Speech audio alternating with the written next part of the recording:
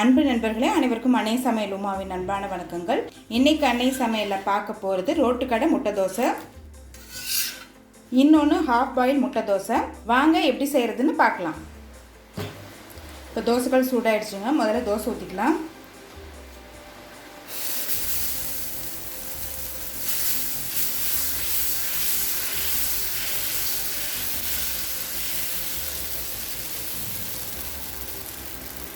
தேவையான அளவு எண்ணெய் சேர்த்துக்கலாம்.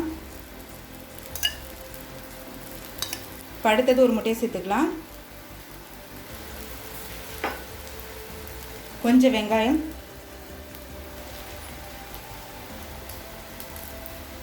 பச்சை மிளகாய், கொத்தமல்லி,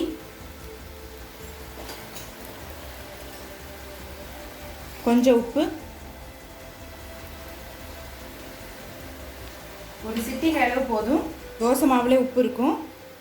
1/4 டீஸ்பூன் மிளகாத்தூள். இப்போ இதை முதல்ல மிக்ஸ் பண்ணிக்கலாங்க.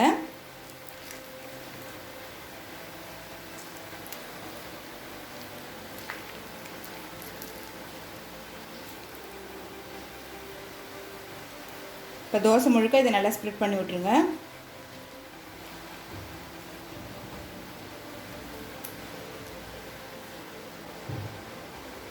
இப்போ கொஞ்சமாக எண்ணெய் இல்லைன்னா நெய் சேர்த்துக்கலாம்.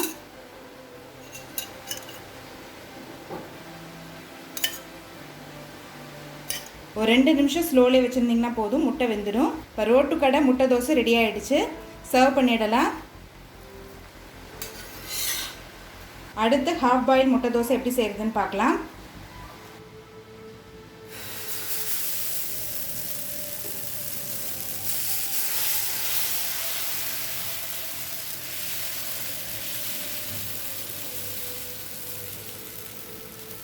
தேவையான அளவு எண்ணெய் ஊற்றிக்கலாம்.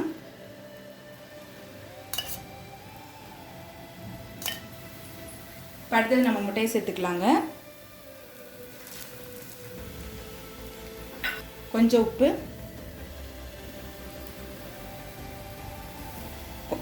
இப்போ இதில் மிளகுத்தூள் சேர்த்துக்கலாம்.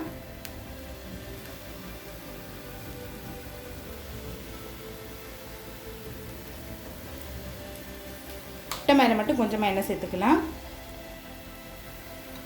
இப்போ ஹாஃப் பாயில் முட்டை தோசை ரெடி ஆகிடுச்சு. சர்வ் பண்ணிடலாம்.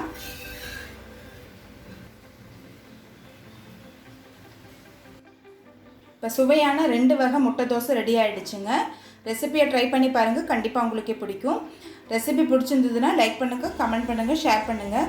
இது வரைக்கும் அன்னை சமையல் சேனலை சப்ஸ்கிரைப் பண்ணலைன்னா சப்ஸ்கிரைப் பண்ணுங்கள். தேங்க்யூ.